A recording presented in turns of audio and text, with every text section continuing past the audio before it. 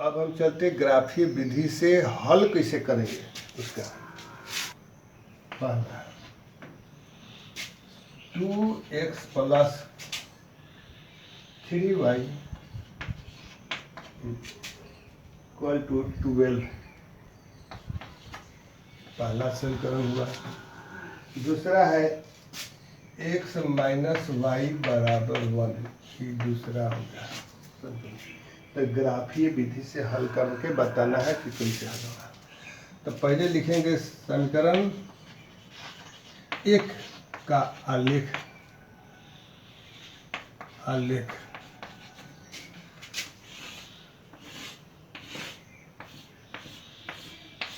x में y।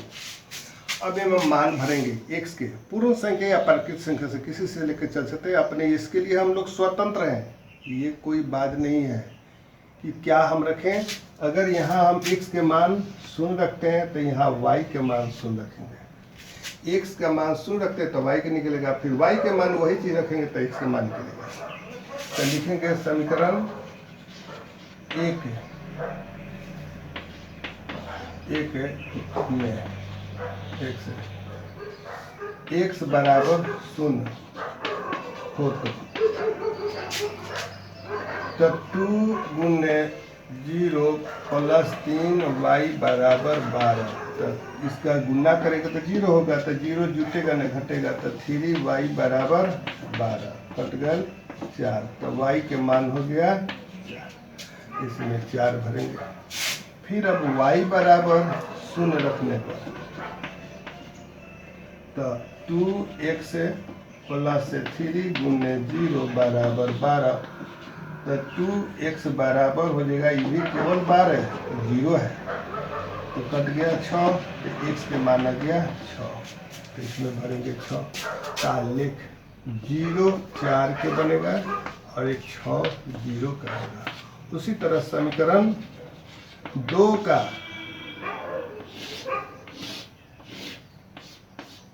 इसी प्रकार निकालेंगे x y 0 तो इसको 0। फिर इसी सवाल को मैं यहाँ तक अब दूसरे समीकरण के आलेख में बना रहा हूँ।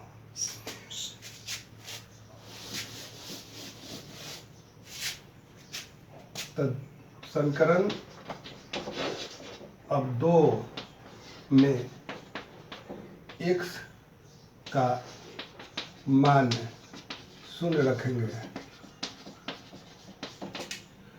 तो 0 माइनस वाई बराबर 1, तो माइनस वाई बराबर 1, तो y बराबर -1। फिर y इक्वल टू 0 रखने पर तो x माइनस 0 बराबर 1, तो x का मान हो गया 1। अब ग्राफ में समुच्चय बन गया 0 माइनस 1 और 1 और 0 का। अब इसी का हम लोग ग्राफ बनाएंगे।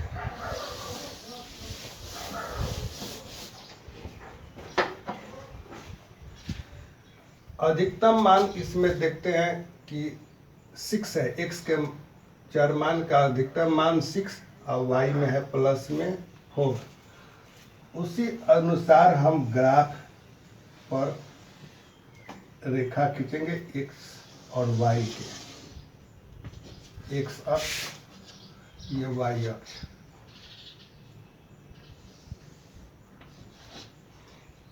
जहाँ कटता है उसका मूल बिंदु करते हैं कटाल प्रतिच्छेद, जहाँ एक दूसरे को करता है उसको 0।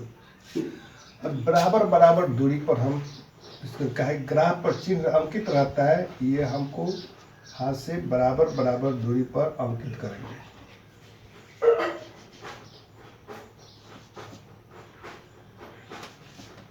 एक 2 3 4 5 6 प्लस में गया दाहिने ऊपर प्लस में 1 2 3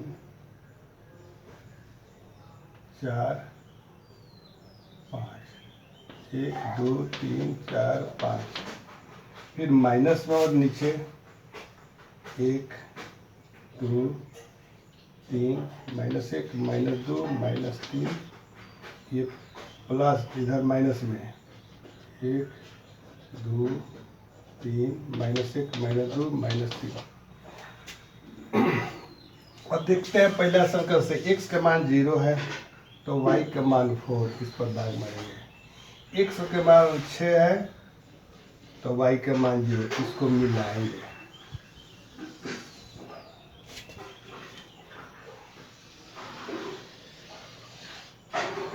इस 0 और 4 का हुआ 6 और 0। फिर दूसरा समीकरण से x का मान 0 है और y का मान -1 है।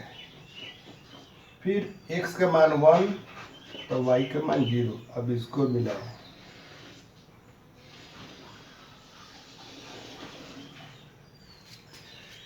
जिस बिंदु पर एक दूसरे को प्रतिच्छेद किया, P बिंदु नाम रखे, उस पर से खरा लंब गिराएंगे। फिर इधरों से तो इसका A B। अब ये दोनों एक दूसरे को प्रतिच्छेद कर रहा है, इसलिए इसका अर्थ होता है कि केवल एक और एक हल होगा। अद्वितीय इसको कहते हैं, इसको अविरोधी भी बोलते हैं। ये आलेख पूछेगा कि आलेख ग्राफ किस प्रकार होगा, तो प्रतिच्छेदी है। कितने हल, तो एक और केवल एक हल, अद्वितीय हल होगा। अब x का मान पूछेगा तो x बराबर देखें कि x अक्ष पर किस बिंदु पर लंब गिर रहा है, तो 3 हो गया। y का मान पूछेगा तो y अक्ष पर देखेंगे कि लंब कटान बिंदु से लंब कहाँ, तो 2 पर, तो लिखेंगे 2। यही आपका ग्राफीय विधि से हल हो गया। अब हम हल करने पर सवाल लेकर चलते हैं।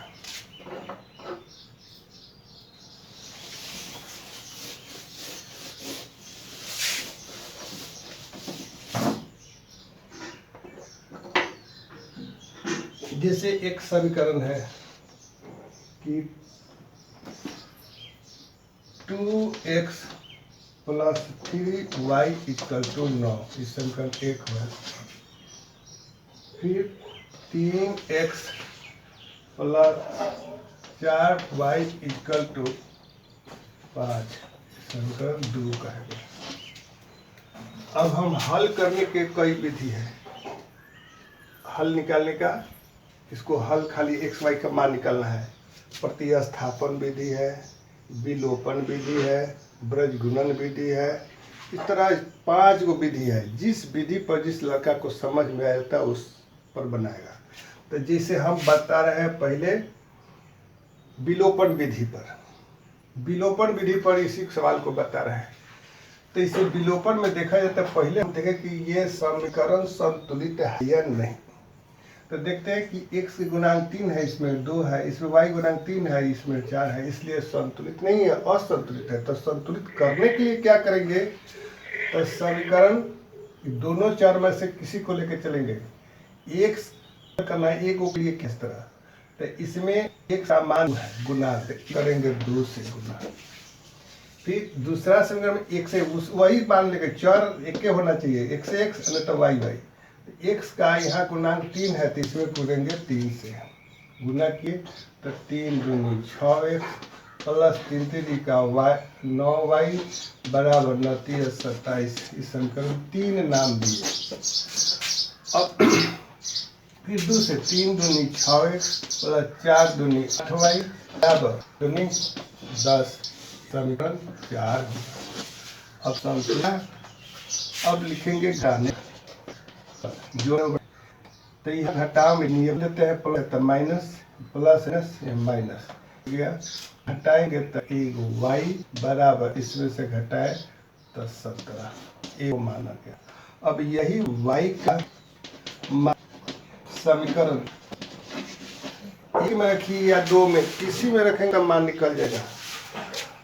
1 में लिखना पड़ता है, 1 में रखकर 2x + 3 × 1 रखिए 7 = 9। 2x + 27 = 9।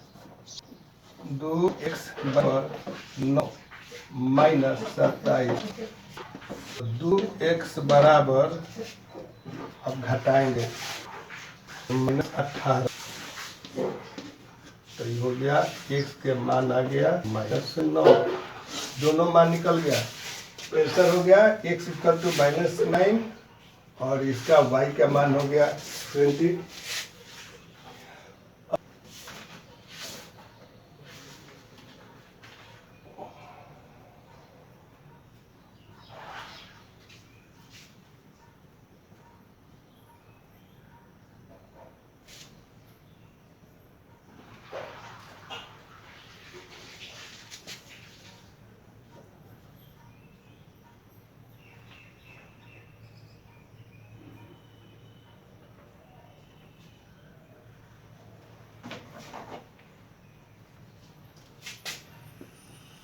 सत्रह में रखना है, 17 तिया 51, तो यहाँ हो गया 51, तो घटाए है तो हो गया 11 में से 9, 2, यहाँ बचल 4, तो 21 मतलब -21 x का मान -21, ये गलती हुआ था, यहाँ लिखा गया था 7, यहाँ 17 भराएगा y के मान, 51 हो गया यहाँ। अब 51 को इधर ले जाएंगे, पक्षांतर करेंगे तब माइनस, अब घटाए तो -42 हुआ, घटाए तब -21, यही आंसर आपका। ये हो गया विलोपन विधि में, विलोपन विधि। उसी तरह अब इसको हम प्रतिस्थापन विधि में कैसे बदलेंगे।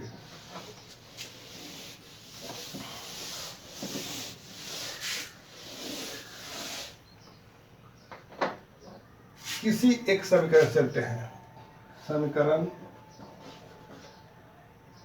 1 से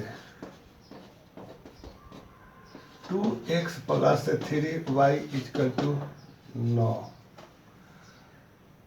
तो 2x बराबर 9 - 3y, तो x के मान हो गया 9 - 3y बटे 2। ये प्रतिस्थापित किए हम, उसको ट्रांसफर बदल दिए, यही मानवा हम 2 में रखे, x के स्थान पर रखे। समीकरण 2 में x का मान रखने पर, तो 3 गुने 9 - 3y बटे 2 जोड़ 4y बराबर 5, तो 27 माइनस 3 का 9y बटे 2 जोड़ 4y बराबर 5। एलसीएम ले लेंगे तो 2, 27 माइनस 9y प्लस 4 दूनी 8y बराबर 5। 27 माइनस y बटे 2 बराबर 5, तो 27 माइनस y बराबर 5 दूनी 10, त्रिज्या गुना करें। अब 27 माइनस 10 बराबर y घटे तो 17 बराबर y आंसर। ये हो गया प्रतिस्थापन विधि समीकरण 1 से। अब x का मान निकालते, इसमें भी भरेंगे तो निकल जाएगा, या इसमें से किसी में रखेंगे। ये इसको मान लेते हैं तीसरा कर दिए समीकरण, इसमें रखें चाहे दोनों में से, समीकरण 1 में रखेंगे तब भी निकलेगा, 2 में रखेंगे तब भी निकलेगा, चाहे 3 में रखेंगे तब भी निकलेगा। तो इसी में रख देते हैं, तो x बराबर 9 - 3 गुने 17 बटा 2 बराबर 9 - 17 तिया 51 बटे 2, तो x के मान होगा -42 बटे 2 21 बराबर -21 होगा। ये इसको हम लोग बोलते हैं प्रतिस्थापन विधि। जिस विधि पर आपको समझ में आए उसी विधि पर हम बना सकते हैं, हल कर सकते हैं। यही हुआ। अब एक होता है आपका